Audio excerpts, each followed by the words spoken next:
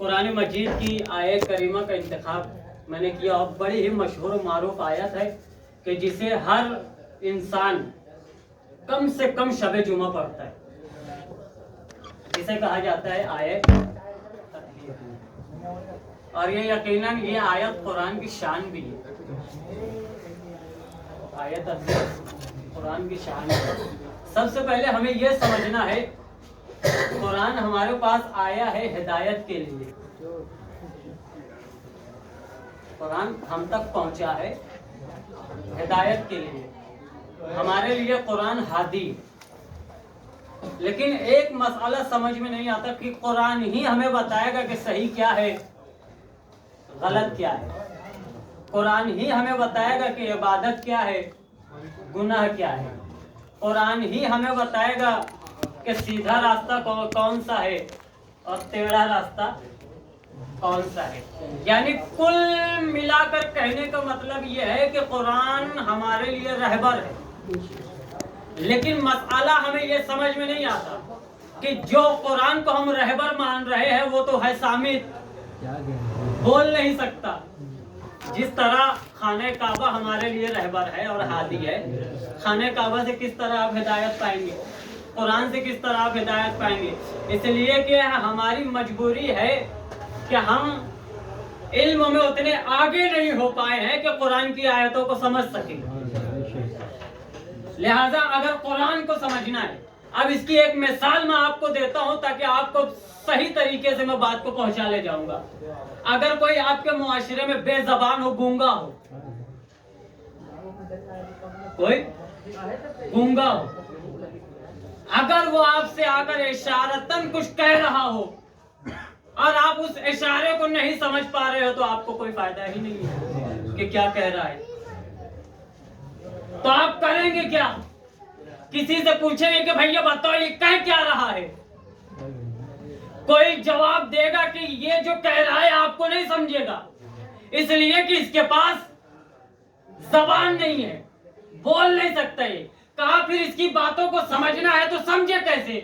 कहा ये देखो ये जब भी आएगा इसके साथ इसके घर वाला होगा। इसके साथ इसके घर वाला होगा, वो इसके इशारे को समझेगा और तुम तक बताएगा कि ये क्या कह रहा है। इसका मतलब अगर कोई चीज ना बोल सके तो घर वाला बताता है कि क्या कह रहा है। कोई अगर ना बोल सके तो घर वाला बताता है कि क्या कह रहा है। अब अगर कुरान हमें पता है कि कुरान कह रहा है कि ये गुनाह है, तो हमें पता कैसे चले? कुरान ने तो साफ ऐलान में आयत के जरिए ऐलान कर दिया कि ये जितनी भी चीजें ये खुदा से हटकर अगर मुनहरिफ होकर कोई अमल अंजाम दोगे वो गुनाह है। अब आपको पता कैसे चले? ये जो आप फहरिस्त लेकर बैठ जाते हैं, गाली देना हराम, झूठ बोलना हराम, चुगलखोरी करना हराम, ये सारी चीजें आप फहरिस्त जो लेकर बैठ रहे हैं, ये आपको पता कैसे चली? कुरान ने तो सिर्फ ऐलान कर दिया कि भाई अल्लाह से मुनहरिफ होकर जो भी काम करोगे आप वो है गुनाह। तो इसका मतलब यह है कि जो चीज बोल ना पाए और उसकी बातों को अगर समझना हो तो फिर घर वाला बताता है कि ये क्या कह रहा है। अब अगर कुरान की बातें हमें समझ नहीं आ रही है तो फिर हमें किसी ऐसे को तलाश करना है कि जो घर वाला हो। जी, किसी ऐसे को तलाश करना है कि जो घर वाला हो। अब हमने जब गौर करना शुरू किया तो फिर हमें पता चला कि ये घर वाला वो है जिसके दिल पर कुरान नाजिल हुआ। सलवात पढ़े मोहम्मद।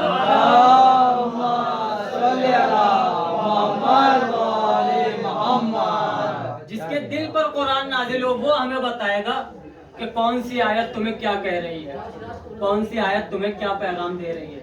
अच्छा, ये आयतों का भी बड़ा अजीब इत्तेफाक है। देखिए, अल्लाह ने कहा मेरे हबीब, ये सारी कायनात मैंने तेरे सदक़े में बनाई है। अब इन चीजों के बारे में अगर कुछ आयतों के जरिए कुछ कहना है तो तुम्हें आयत के पास नहीं आना है। तुम जहां जाओगे आयत वहां आएगी। तुम अगर गार में जाओगे आयत गार में आएगी, तुम मुबाहले में जाओगे आयत मुबाहले में आएगी, तुम जहां भी चले जाओ, तुम गदीर में जाओगे आयत गदीर में आ जाएगी, तुम मस्जिद में रहोगे, आयत मस्जिद में आ जाएगी। लेकिन अल्लाह ने कमाल कर दिया, क्या कहा? ए मेरे हबीब 6665 कितनी आयत है कुरान की? 6000 कुरान की इतनी ही आयत है भाई। अब तक तो मैंने सुना था अपने लोगों से कि 6666 है। मैं तो एक कम कह रहा हूँ। इसकी भी वजह समझ गया। अल्लाह ने कहा मेरे हबीब 6665 आयत मैं वहां उतारूंगा जहां तू रहेगा। तवज्जो, 6665 आयतें वहां आएगी जहां तू जाएगा। तू अगर मुबाहले में जाएगा तो एक आयत वहां आएगी, तू अगर मस्जिद में जाएगा तो आयत वहां आएगी, तू अगर गार में जाएगा तो आयत वहां आएगी, तू गदीर में जाएगा तो आयत वहां आएगी। मगर मेरे हबीब तू जहां जहां जाएगा आयतें वही आएगी। लेकिन आयत तत्हीर के लिए ये नहीं होगा कि आयत तुम्हारे पास आएगी, बल्कि आयत तत्हीर के लिए तुम्हें फातिमा की चादर में जाना पड़ेगा। आयत तत्हीर के लिए तुम्हें चादर फातिमा में जाना पड़ेगा। ऐसा नहीं है कि तुम चादर में जाओगे तो आयत आएगी। आयत वहां आएगी, तुम्हें वहां जाना पड़ेगा लेने के लिए। इसका मतलब यह है कि तमाम कुरान की आयतें अलग, आयत तत्हीर का मर्तबा अलग। क्यों मर्तबा अलग है? इसलिए कि यह आयत हमें बता रही है कि फातिमा क्या है। यह आयत हमें, और यह आयत में फातिमा की तहारत का तज़किरा हो रहा है। और वो भी एक मर्तबा नहीं हो रहा। युताहिरकुम तत्हीरा, ऐसा पाक रखेगा अल्लाह कि जैसा पाक रखने का हक है। इसका मतलब जितनी भी चीजें बुराई वाली होगी वो सब फातिमा से दूर होगी। जितनी भी चीजें दुनिया में बुरी होगी वो सब फातिमा से दूर होगी। कुरान का भी एक अलग मिजाज है। देखिए कोई बात हो, अब उस कुरान की क्या बात किया जाए। यकीनन अगर उस इसीलिए कहा जाता है कि कुरान को झूम कर ना पढ़े। झूम कर अगर पढ़ोगे तो कुछ समझ में नहीं आएगा, पढ़ कर झूमोगे तो सब समझ में आ जाएगा। सलवात पढ़े मोहम्मद।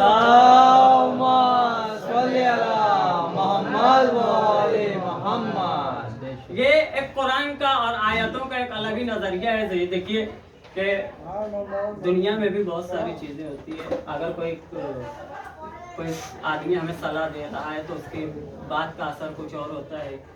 कोई जवान अगर सलाह दे रहा है तो उसकी बात का असर कुछ अलग होता है। कोई बूढ़ा अगर सलाह दे रहा है। अच्छा, यहाँ पर रुक कर एक बात कहूँ मैं कि आमतौर पर हमारे दौर हाजिर में ऐसा हो गया है कि लोग समझते हैं कि ये बूढ़ा हो गया तो इसकी अक्ल कम हो गई।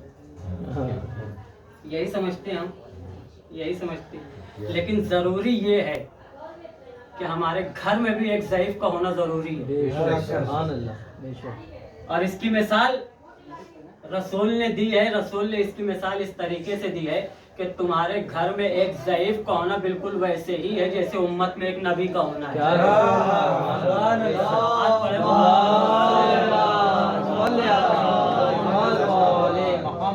लिहाजा ऐसे कोई ये ना कहे कि फला अक्ल कम हो गई है हमें सलाह दे रहा है। नहीं, अगर आलिम आपको कोई बात कह रहा है तो वो बनेगी इल्म। अगर कोई डॉक्टर आपको कोई बात कह रहा है तो वो बनेगी डॉक्टरी। अगर मासूम आपसे कोई बात कह रहे हैं तो वो बनेगा फरमान। और अल्लाह कोई बात कहेगा तो वो बनेगा कुरान। अल्लाह अगर कोई बात कहेगा तो वो बनेगा कुरान। आयत तत्हीर में परवरदिगार आलम यही इरशाद फरमा रहा है, युत्ताहिरकुम तत्हीरा, फातिमा पंजतन को। और ये आयत कब नाजिल हुई आप हजारों बार सुन चुके हैं। एक अलग नजरिया आपको देने जा रहा हूं मैं। ये आयत कब नाजिल हुई? जब पंजतन चादर फातिमा में दाखिल हो गए। और कब दाखिल हुए? सबसे पहले कौन दाखिल हुआ? कहा ज़ौफ़ बदनी। रसूल ने जब अपनी बदन में ज़ौफ़ महसूस किया, जब रसूल ने अपने बदन में ज़ौफ़ महसूस किया, चादर फातिमा में आ गए। हसन हुसैन है वो भी दाखिल हो गए, अली है वो भी दाखिल हो गए। यहां से एक अलग अंदाज देने जा रहा हूं। जब तक ये चार दाखिल थे अल्लाह ने कुछ नहीं कहा था। क्या कहना, जब तक ये चार थे अल्लाह ने कुछ नहीं कहा, लेकिन जैसे ही सैयदा आ गई तब अल्लाह ने कहा फलम मक्तमल जमीअन। यहाँ हम लोग आमतौर पे जो है आयत ततहीर ही पर घूम जाते हैं, लेकिन पूरी हदीस एक ऐसा अगर पढ़ा जाए तब फातिमा समझ में आएगी कि क्या है। क्या कहा अल्लाह ने? फलम मक्तमलना जमीअन। जिस वक्त फातिमा दाखिल हुई उस वक्त अल्लाह कह रहा है कि हम पूरे हो गए। फलम मक्तमलना जमीअन। अजीब बात है, अल्लाह नजर आता नहीं, फातिमा के दाखिल होने पर अल्लाह कह रहा है हम पूरे हो गए, हम पूरे हो गए। इसका मतलब कहीं ना कहीं फातिमा अल्लाह से कनेक्शन है। अब ये क्या कनेक्शन है ये इंशाअल्लाह किसी मजलिस में बयान करूंगा कि फातिमा का और अल्लाह का क्या राब्ता है। मैं यहां से सिर्फ बात अलग ना निकल जाए इसीलिए मैं अपने ट्रैक पर चल रहा हूं और अपने मौजू पर, अपने टॉपिक पर चल रहा हूं। पांचों नूर चादर में दाखिल हो गए। अब यहीं से अगर फातिमा की अजमत को समझना है तो बस ये इतना समझ लीजिए कि भाई चादर में जितने दाखिल हुए हैं, एक जो फातिमा का बाप है वो नबियों का सरदार है, जो फातिमा का शौहर है वो वलियों का सरदार है, जो फातिमा के बेटे हैं वो जवानाने जन्नत के सरदार हैं। फातिमा का मर्तबा समझना हो तो इतना ही समझ लीजिए कि फातिमा के जो रिश्तेदार होते हैं वो फकीर नहीं सरदार होते हैं।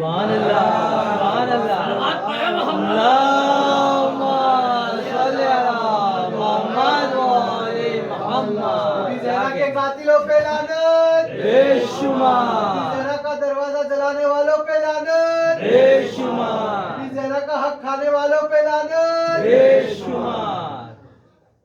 देखिए नारा लगा है पांचवें इमाम मोहम्मद बाक़िर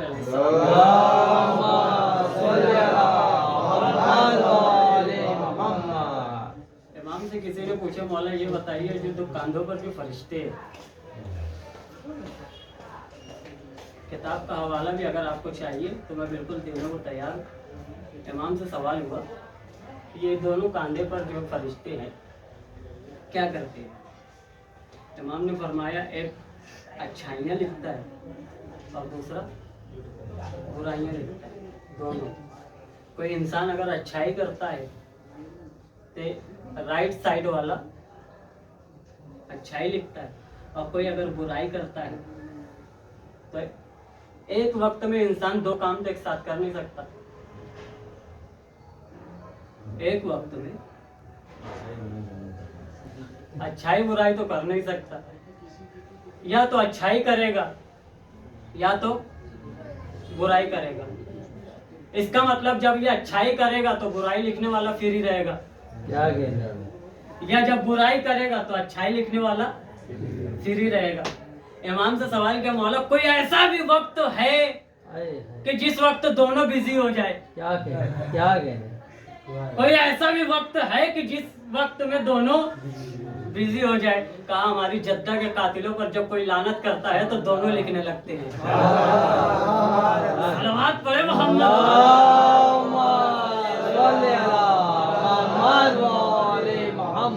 दोनों बिजी हो जाते हैं। एक अच्छाई लिखने लगता है और दूसरा गुनाह मिटाने लगता है, दूसरा बुराइयों को मिटाने लगता है। लिहाजा हम कहाँ थे? जितने चादर में हैं सब के सब सरदार। जो फातिमा का बाप है वो भी सरदार, फातिमा के शौहर जो है वो भी सरदार, फातिमा के बेटे जो है वो भी सरदार। अब जो आपसे अगर पूछे कि हमें पंजतन समझ में नहीं आते तो इनसे कह दिए कि तुम्हारी औकात भी नहीं है समझने की, इसलिए कि ये वो हस्तियां हैं जो सरदारों को ही समझ में आते हैं, सरदारों की औलाद को समझ में आते हैं, फकीर की औलादों को समझ में नहीं आते।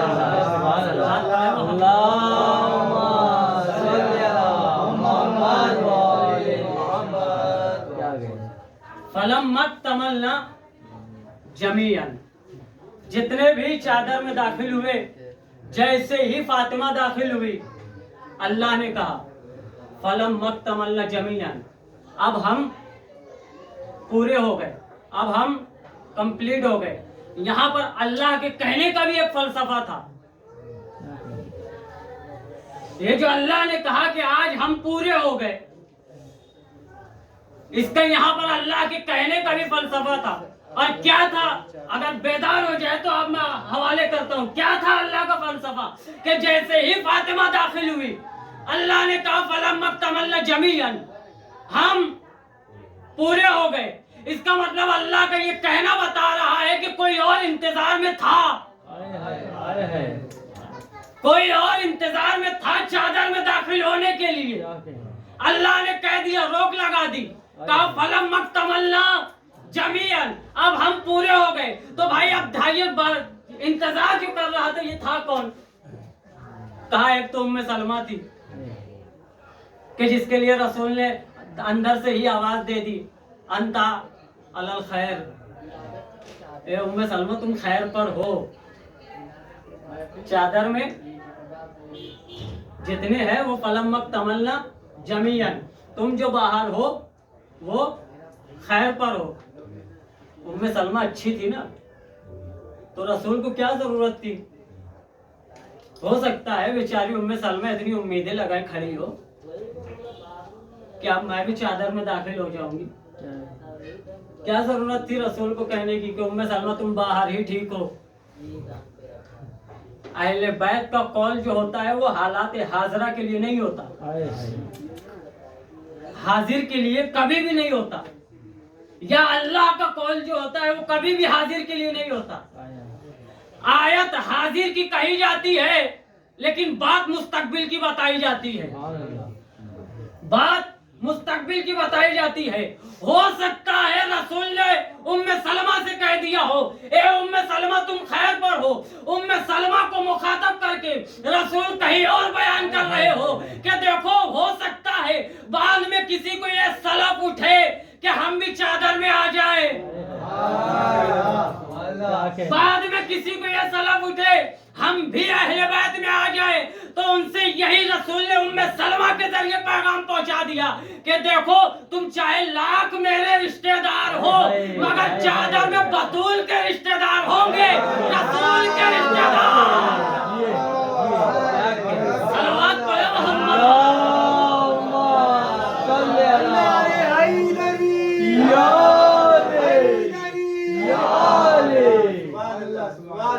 के कातिलों पे लानत बेशुमार। तुम लाख मेरे रिश्तेदार होंगे, लेकिन चादर में सिर्फ आएंगे तो बतूल के रिश्तेदार आएंगे, रसूल के रिश्तेदार नहीं आएंगे। यहाँ पर उम्मे सलमा से मुखातब होकर रसूल कहीं और पैगाम पहुंचा रहे थे। उम्मे सलमा से मुखातब होकर रसूल कहीं और पहुंचाना चाह रहे थे। इतनी फजीलत है इस चादर तत्हीर की, और इसी चादर तत्हीर की जो मरकज है वो है फातिमा। दुनिया में देखिए जितनी चीजों जिसको फजीलतें मिली है फातिमा के जरिए मिली है, और जो भी लानती हुआ है फातिमा के जरिए से ही लानती हुआ है। इसकी मिसाल मैं आपको बिल्कुल सामने की पेश करके देता हूँ। पहले तो एक हदीस भी है, इमामों की खुद हदीस है कि अगर तमाम मासूमीन किसी शख्स से नाराज हो और अगर सैयदा सिर्फ राजी रहे तो फिर बाकी के 13 मासूम भी उस शख्स से राजी हो जाए। और जिन लोगों से 13 मासूम राजी हो, सैयदा अगर नाराज रहे तो फिर वो हदीस आगे बढ़ती है कि वो जन्नत तो क्या जन्नत की खुशबू भी नहीं सूंघ पाएगा। कौन? जिससे सैयदा नाराज है। इसका मतलब जिसको फजीलतें अता हुई है वो हुई है सैयदा की वजह से, और जो भी लानती हुआ है वो हुआ है बीवी की वजह से। जो भी जितने भी लोग दुनिया में आपको लानती मिल जाए, सब की इल्लत और वजह जो है शहजादी कौनैन है। और मैंने कहा जितनों को भी फजीलतें अता हुई है सबकी इल्लत भी शहजादी है। जनाब आदम की तौबा कबूल नहीं हो रही थी, सुनिए जुमला, जनाब आदम की तौबा कबूल नहीं हो रही थी। अल्लाह ने क्या कहा, आदम तुम उन नामों का क्यों नहीं वास्ता देते जो मुझे सबसे ज्यादा पसंद है? क्या कहें? तुम उन नामों का क्यों नहीं वास्ता देते जो मुझे सबसे ज्यादा पसंद है? आदम ने नाम लेना शुरू किया, मोहम्मद का नाम लिया, अली का नाम लिया, हसन और हुसैन का नाम लिया। फातिमा के नाम की जब बारी आई तो हाथों को जोड़कर कहते अल्लाह इस शहजादी का नाम ले लूं, अल्लाह इस बीबी का नाम ले लूं। जिस बीबी का नाम लेने के लिए आदम इजाजत मांग रहे हो, तो भाई जिसके नाम में इतनी फजीलत है, अल्लाह ने क्या कहा, आदम चूंकि तुमने मेरी बीबी के नाम के लिए इजाजत मांगी, आज से तुम खलीफतुल्लाह, और जिससे लानत हो जाएगी वो है लानतुल्लाह। जो भी सैयदा का एहतराम करेगा वो खलीफतुल्लाह, और जिससे सैयदा नाराज रहेगी वो है लानतुल्लाह। पहली मिसाल फजीलत सैयदा की है, दूसरी मिसाल जनाब मूसा पे आई है। जनाब मूसा का आसा तो सबको मालूम है, जब भी कोई वक्त पड़ता था, जिस चीज की भी जरूरत हो जाए, कभी सांप बन जाता था, कभी सवारी बन जाता था, आसा जिस चीज की भी जरूरत हो जाए, तवज्जो दीजिएगा, बड़ी आहिस्ता से जुमला कह रहा हूं, जिस चीज की भी जरूरत होती थी जनाब मूसा को, वो आसा उस चीज की कमी को पूरा करता था। जब जिस की जरूरत हो गई, कभी दरबार में आया तो सांप अजदा बन गया, कभी सवारी बन गया, सब चीज तो कर सकता था, लेकिन एक चीज नहीं कर पा रहा था, एक चीज नहीं कर पा रहा था। कहा तारीख ने, रिवायत ने बयान किया कि जब मूसा को प्यास लगती थी तो वो आसा पानी नहीं देता था, आसा पानी नहीं देता। कलीमुल्लाह थे जनाब मूसा। सवाल हुआ, परवरदिगार सारी चीजें पूरी कर देता है, ये मेरा आसा सारी चीजें पूरी कर देता है, मगर जब मुझे प्यास लगती है तो ये पानी का इंतजाम नहीं कर पाता। अल्लाह ने कहा वो भी कर देगा, अल्लाह ने कहा वो भी कर देगा। कहा करना क्या है? कहा मोहम्मद और आले मोहम्मद पर दुरूद भेजो।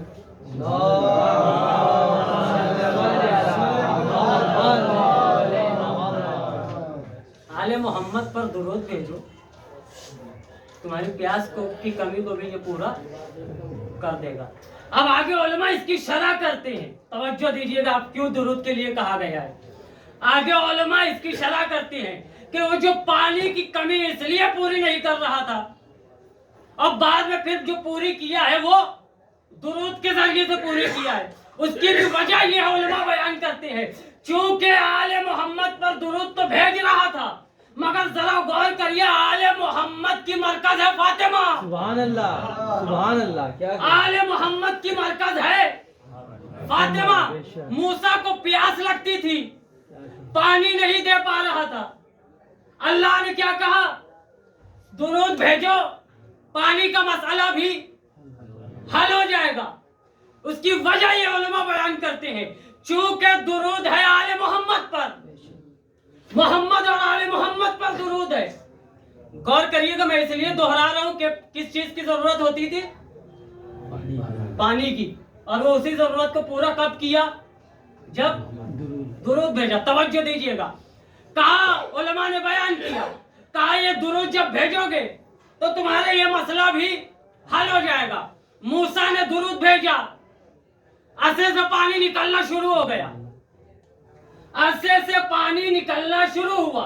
अब यहाँ पर उलमा शरा करते हैं, चूंकि मोहम्मद और आले मोहम्मद पर मूसा दुरूद भेज रहे थे और मोहम्मद और आले मोहम्मद की मरकज है फातिमा, और जिस पानी की मूसा को तलाश थी वो है फातिमा का महल, सुभान अल्लाह, सुभान अल्लाह। वो है फातिमा का महल। लिहाजा उलमा बयान करते हैं कि जब तक मोहम्मद और आले मोहम्मद के जरिए से मूसा ने फातिमा से इजाजत नहीं ले ली, उस वक्त तक असे ने भी पानी नहीं दिया। सलावत पढ़े मोहम्मद।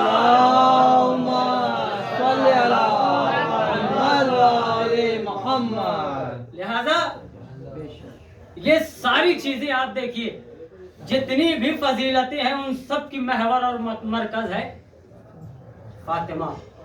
और क्या शान है बीबी की, क्या वक़ार है।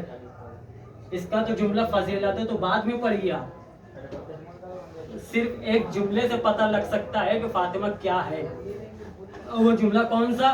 कि अगर अली ना होते तो फातिमा का कोई कुफू ना होता, फातिमा के कोई बराबर ना होता। इसका मतलब जितने पहले थे सब फातिमा के नीचे थे।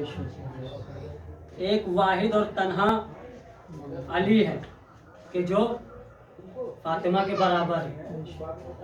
इसीलिए कहा कि अगर अली ना होते तो फिर फातिमा को कोई कुफू ना होता। और मैंने गालिबन किसी मजलिस में कहा था कि अगर अली और फातिमा बराबर हैं तो फिर जैसी फजीलत अली की होगी हूबहू वैसी ही फजीलत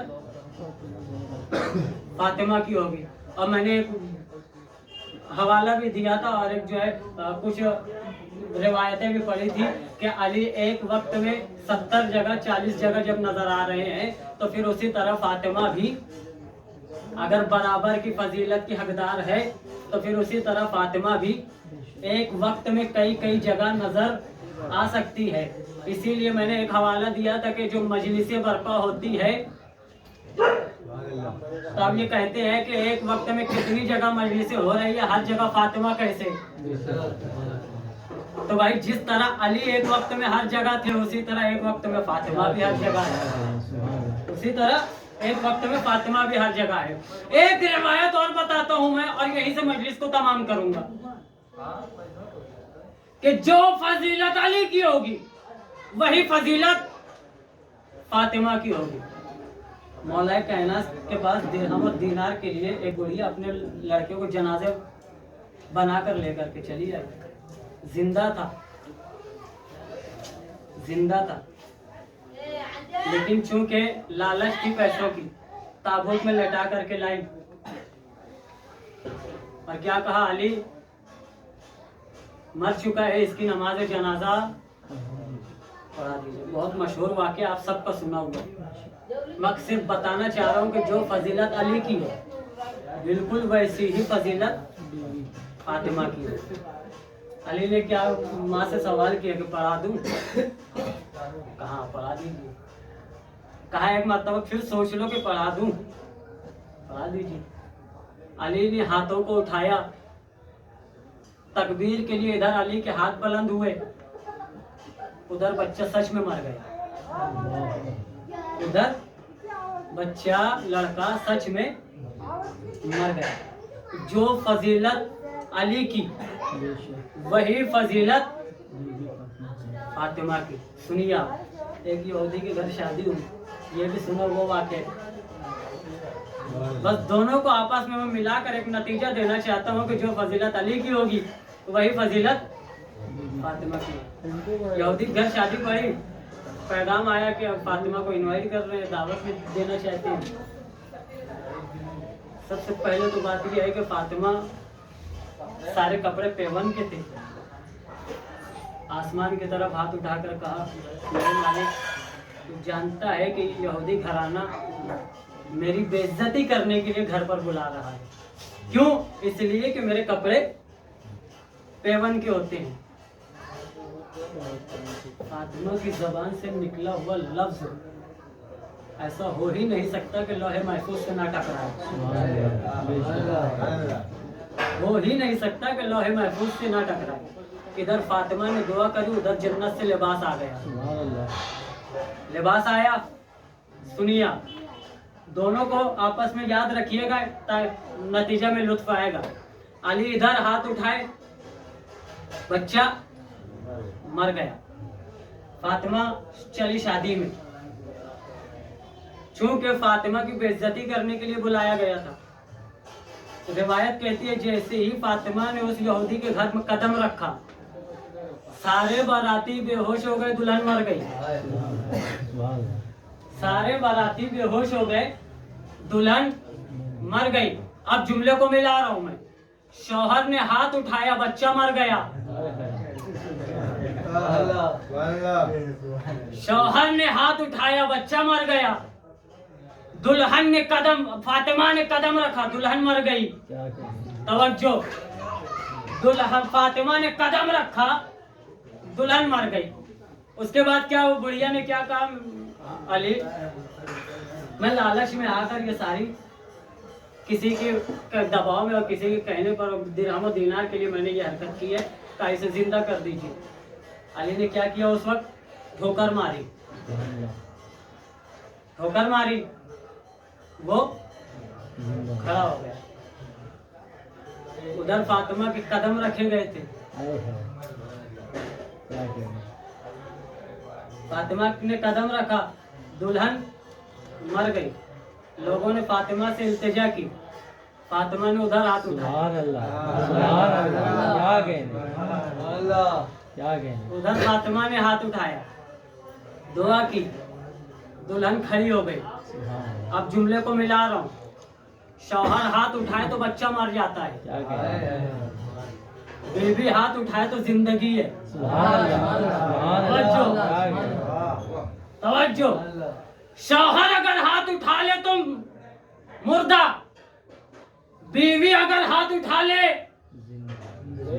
तो जिंदा।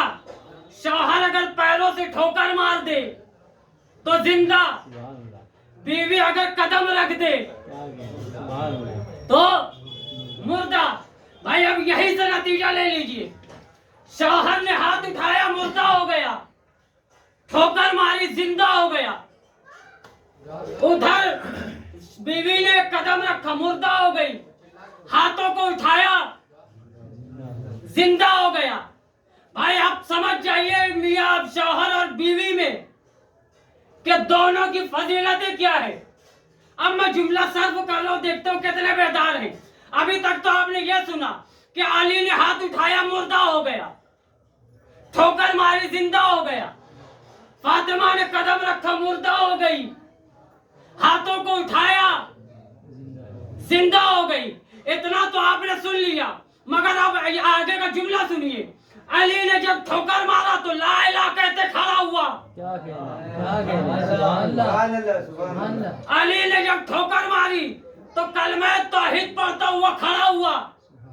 फातिमा ने जब हाथों को उठाया तो दुल्हन भी कलमे तौहीद पढ़ते हुए खड़ी हो गई। भाई ये शौहर है कि जो पैरों के जरिए अल्लाह को पहचानवाता है, ये बीवी है जो हाथों के जरिए अल्लाह को पहचानवाती है। सलवात पढ़ो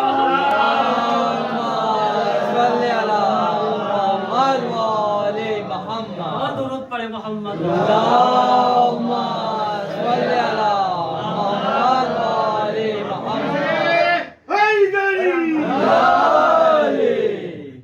बीबी ज़हरा के कातिलों पे लानत, बीबी ज़हरा का हक खाने वालों पे लानत, बीबी ज़हरा का दरवाजा जलाने वालों पे लानत। और फरमाया आपने दोनों की फजीलत बराबर। ये भी जिंदगी देती है, मौला भी जिंदगी देते हैं। ये जब चाहे जब किसी को मुर्दा कर दे और जब चाहे जब किसी को जिंदा कर दे। फातिमा भी जब चाहे किसी को जिंदा कर दे और फातिमा भी जब चाहे किसी को मुर्दा कर दे। हमने कहा समझा ही नहीं है फातिमा को। और देखिए ये जो फर्श अज़ा पर आप आते हैं तो ये सिर्फ आपका आना, चल कर आना और बैठ जाना ये कमाल नहीं है। कमाल दिखाऊं आपको, एक दुरूद पर ये दिखाता हूँ।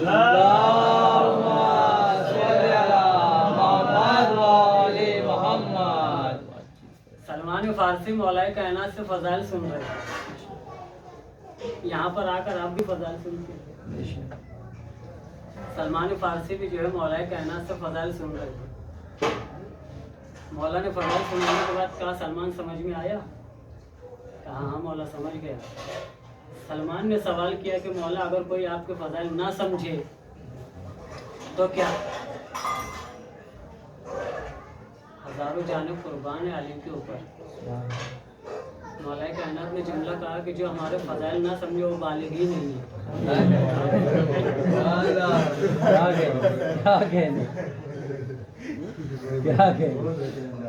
जो हमारे फजाइल ना समझे वो बालिग ही नहीं।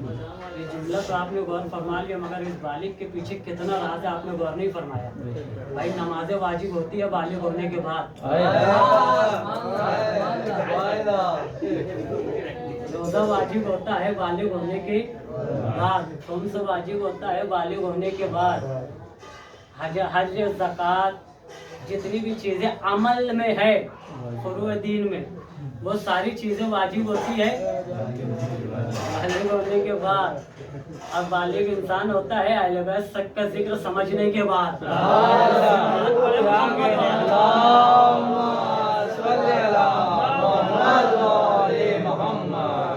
अगर बगैर अहले बैत के फजाइल को समझे और बगैर अहले बैत के मोहब्बत के अगर आप नमाजें पढ़ रहे हैं तो इसका मतलब कबूल ही नहीं है। अगर आप रोजे रख रहे हैं तो आपका रोजा भी कबूल नहीं है। अगर आप हज कर रहे हैं तो आपका हज भी कबूल नहीं है। क्यों? इसलिए कि भाई बालिग के ऊपर तो ना हज वाजिब है, ना बालिग के ऊपर ना हज वाजिब, ना नमाज वाजिब, ना रोजा वाजिब। और बालिग होने की एक निशानी जो मौलाए कायनात ने बताई है वो ये बताई है कि बालिग होने की निशानी एक ये है कि लोग हमारे फजाइल को समझे। सुभान अल्लाह। अब आप देख लीजिए साहब, ज़्यादा दूर जाने की ज़रूरत नहीं है। हमारे हिंदुस्तान में खुद बहुत से ऐसे लोग मिलेंगे कि तस्बीह पे तस्बीह तो पढ़ रहे हैं, नमाज़ों पे नमाज़ें पढ़ रहे हैं, रोज़ों पे रोज़े रख रहे हैं, हर वक्त अल्लाह अल्लाह की जो है सदाएं बुलंद कर रहे हैं, मगर अहले बैत से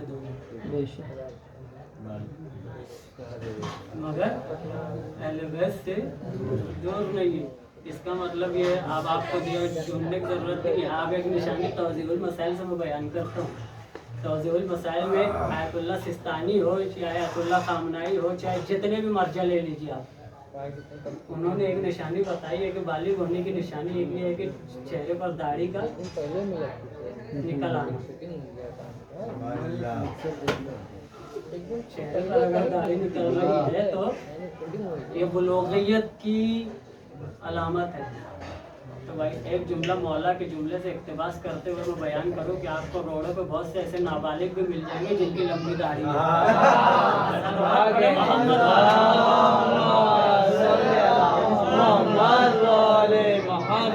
के दुश्मनों पे लानत। फरमाया लिहाजा हमें अहले बैत के फजाइल को समझने की, अगर आप फर्श अज़ा बना रहे हैं तो फजाइल अहले बैत कोशिश करिए कि जितना हो सके समझे। मैं हर मजलिस में जुमला कह रहा हूँ कि हम पहचान तो नहीं सकते मासूमीन को, कम से कम जान सकते हैं, समझ सकते हैं। यही जुमला शहजादी ने कहा ना, इल्म अन्नी फातिमा, मुझे जानो, पहचानना तुम्हारे पास की बात। इसलिए कि जो शहजादी को पहचान लेगा अल्लाह कम से कम उसे नबी या तो वली बनाएगा।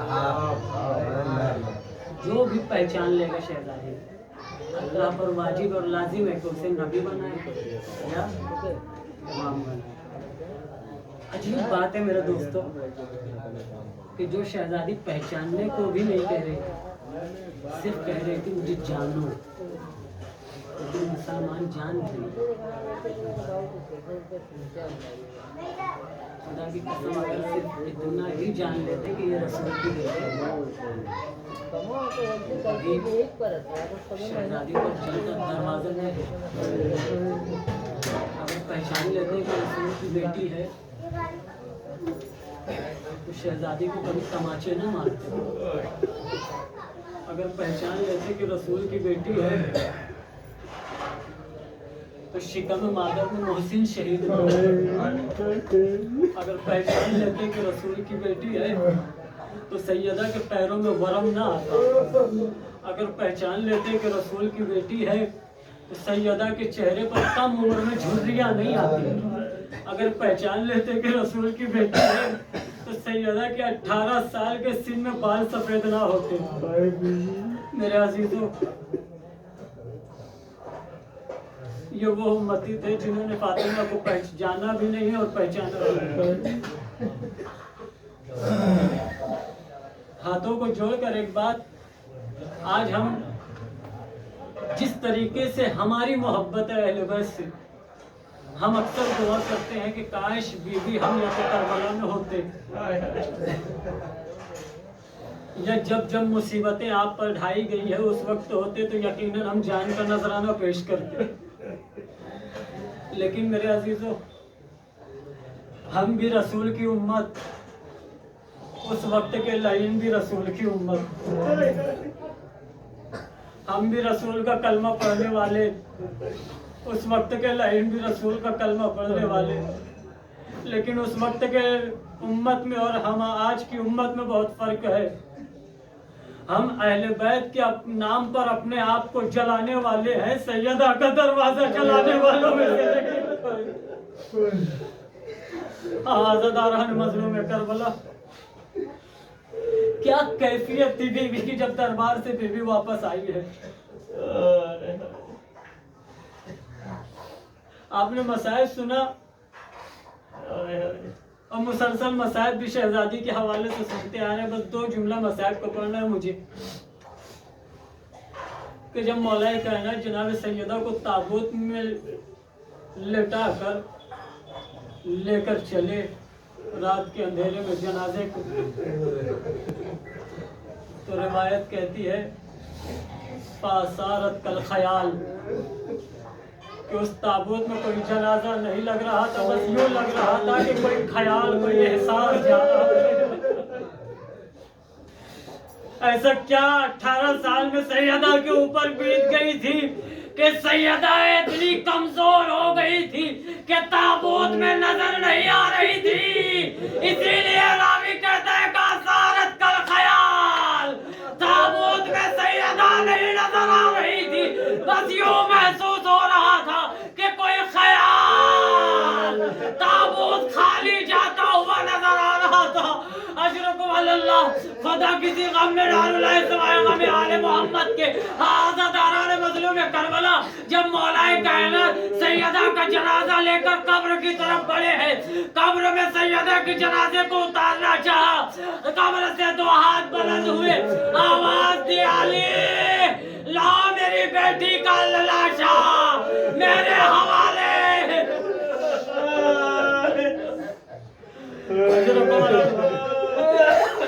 वक्त का इमाम आपका पुरसा कबूल करे। हाँ, कब्र से 2 हाथ बुलंद हुए, आवाज आई अली ला मेरी सैयदा को मेरे हवाले कर दो।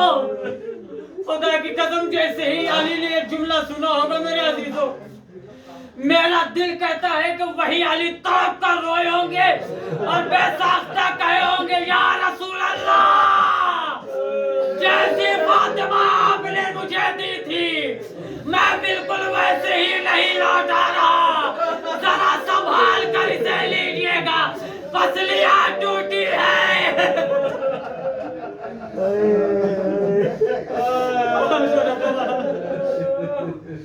अली लो मेरी सैयदा को मेरे हवाले करो। यकीनन मौला ने कहा होगा या रसूल अल्लाह, जैसी फातिमा आपने मुझे दी थी ये वैसी अब नहीं रही, पसलियां टूटी हुई है। रुखसारों पर तमाचों के निशान। रिवायत कहती है कि कब्र में जाने के बाद भी सैयदा का एक हाथ पसलियों पर था, दूसरा हाथ रुखसारों पर था। अजब नहीं मौला ने कहा होगा, ए सैयदा इतनी मुसीबतें उठा लिया आपने और अली को बताया।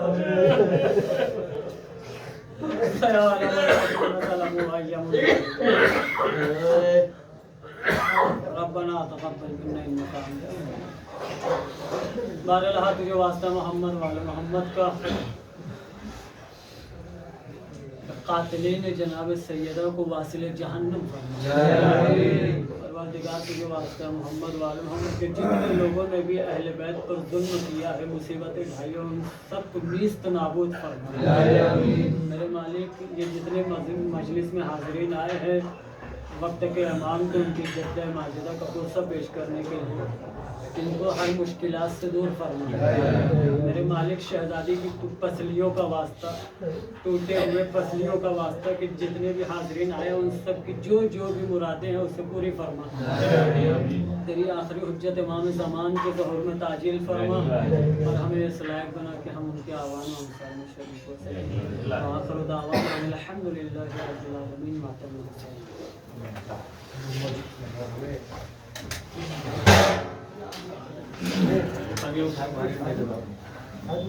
या हुसैन, या हुसैन, या हुसैन, या हुसैन।